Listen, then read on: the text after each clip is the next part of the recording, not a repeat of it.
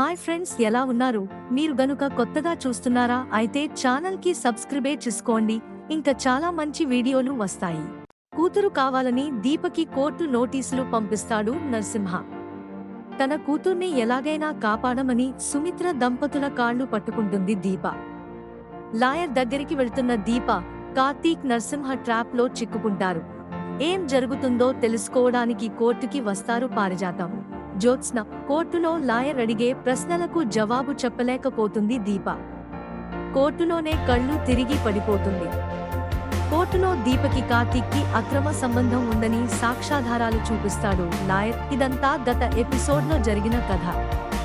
August 7వ తేదీ కార్తీక దీపం సీజన్ 2లో 117వ ఎపిసోడ్లో ఏం జరిగిందనే విషయంలోకి వెళితే, లాయర్ విష్ణువర్ధన్ తన వాదన వినిపించి తన క్లయింట్కి కూతుర్ని అప్పగించాలని కోరుతాడు.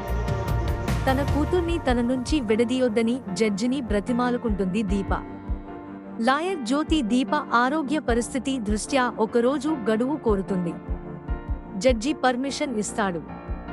అందరూ వెళ్లిపోయిన తర్వాత విష్ణువర్ధన్ మాట్లాడుతూ, మీరు ఎన్ని వాయిదాలు తీసుకున్నా మేమే గెలుస్తాం అంటాడు. నేను కూడా అదే చెప్తున్నాను, ఎప్పటికైనా నిజమే గెలుస్తుంది అంటుంది జ్యోతి. తర్వాత బయటికి వచ్చిన దీప ఏడుస్తూ ఉంటుంది. ఈ విషయాలు అన్నీ నాకు ముందే ఎందుకు చెప్పలేదు అని కార్తీక్ ని అడుగుతుంది జ్యోతి. వాళ్ళు చెప్పేవన్నీ అబద్ధాలు అని చెప్తాడు కార్తీక్. సరే, ముందు దీపని తీసుకుని ఇంటికి వెళ్ళు అని కార్తీక్ కి చెప్తుంది జ్యోతి. తర్వాత దీపని ధైర్యంగా ఉండమని చెప్పి వెళ్లిపోతుంది జ్యోతి. ఏ నమ్మకంతో ధైర్యంగా ఉండాలి అని ఒక చెట్టు కింద కూర్చుని ఏడుస్తూ ఉంటుంది దీప. అక్కడికి వచ్చిన నరసింహ ఆమెని ఎగతాళి చేస్తూ మాట్లాడుతాడు. ఈరోజు కేసు ఓడిపోయావు, రేపు కూతుర్ని కూడా కోల్పోవడానికి సిద్ధంగా ఉండు అంటాడు. అనసూయ కొడుకుని మందలించి అక్కడి నుంచి తీసుకుని పోతుంది. అప్పుడే అక్కడికి వచ్చిన కార్తీక్, ఇలా కూర్చున్నారేంటి, రండి ఇంటికి వెళ్దాం అంటాడు. మీరు వెళ్ళండి, మీరు చేస్తున్న ఈ సాయాన్ని కూడా ఏ మూల నుంచో ఫోటో తీసి సాక్ష్యాలు చూపిస్తారు, దయచేసి వెళ్ళిపోండి అంటుంది దీప. మిమ్మల్ని ఇబ్బంది పెట్టను, వెళ్ళిపోతాను, కానీ ఎట్టి పరిస్థితులలోనూ శౌర్య మీకు దూరం కాదు అని ధైర్యం చెప్పి వెళ్ళిపోతాడు కార్తీక్. మరోవైపు ఇంటి బయట సుమిత్రతో ఆడుకుంటూ ఉంటుంది శౌర్య. అప్పుడే కోర్టు నుంచి వచ్చిన జ్యోత్స్నని పలకరిస్తుంది శౌర్య. అమ్మమ్మతో ఆడుకుంటున్నావా? ఎంత ఆడుకుంటావో ఇప్పుడే ఆడుకో, రేపటి నుంచి ఆడుకోవడానికి నువ్వు ఇక్కడ ఉండవు కదా అంటుంది జ్యోత్స్న. ఎందుకు అని అడుగుతుంది శౌర్య. రేపు మీ నాన్న వచ్చి నిన్ను తీసుకుని వెళ్ళిపోతాడు అని చెప్పి ఇంట్లోకి వెళ్ళిపోతుంది జ్యోత్స్న. ఆ మాటలకి షాక్ అయిపోతుంది శౌర్య. నిజంగా బూచాడు తీసుకెళ్లిపోతాడా అమ్మమ్మ అని జాలిగా అడుగుతుంది. అలాంటిదేమీ జరగదు, నువ్వు ఆడుకో అని చెప్పి లోపలికి వెళుతుంది సుమిత్ర. శౌర్యతో అలా ఎందుకు మాట్లాడావు అని కూతుర్ని అడుగుతుంది.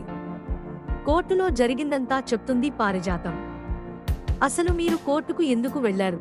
నువ్వు వెళ్తే వెళ్ళావు, దాన్ని ఎందుకు తీసుకువెళ్ళావు అని పారిజాతాన్ని అడుగుతాడు దశరథ్.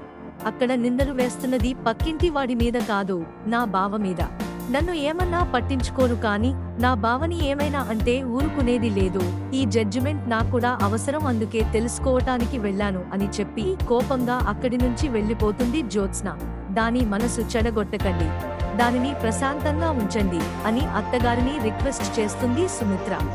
మధ్యలో నేనేం చేశాను, తప్పు చేసిన వాళ్ళు బాగానే ఉన్నారు, మంచికి పోయిన వాళ్లకే చెడు ఎదురవుతుంది అంటూ కోపంగా అక్కడి నుంచి వెళ్ళిపోతుంది పారిజాతం. అత్తయ్యకి ఎలా చెప్తే అర్థమవుతుంది అని భర్తతో చెప్పి బాధపడుతుంది సుమిత్ర.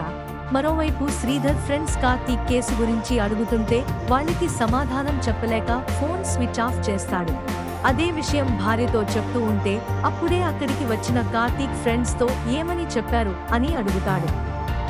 వాయిదాల పద్ధతిలో నా కొడుకు పరువు తీసేస్తున్నాడు అని చెప్తాను అంటాడు శ్రీధర్. పరువు గురించి మీరు మాట్లాడొద్దు అంటాడు కార్తీక్. ఆ మాటలకి కార్తీక్ తల్లిదండ్రులు ఇద్దరు షాక్ అవుతారు.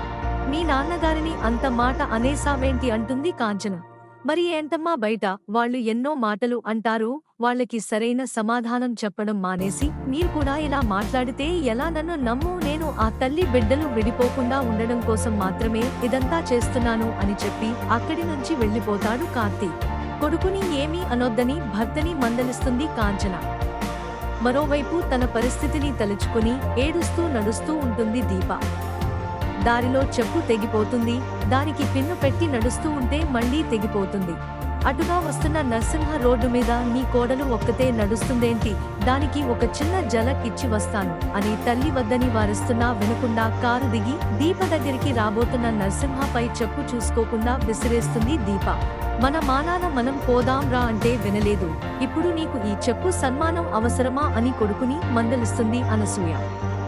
భర్తని వెనకేసుకొస్తున్న శోభని కూడా మందలించి అక్కడ నుంచి తీసుకుని వెళ్ళిపోతుంది అనసూయ. వాళ్ళని కోపంగా చూస్తూ ఉండిపోతుంది దీప. తర్వాత ఏం జరిగిందో రేపటి ఎపిసోడ్లో చూద్దాం.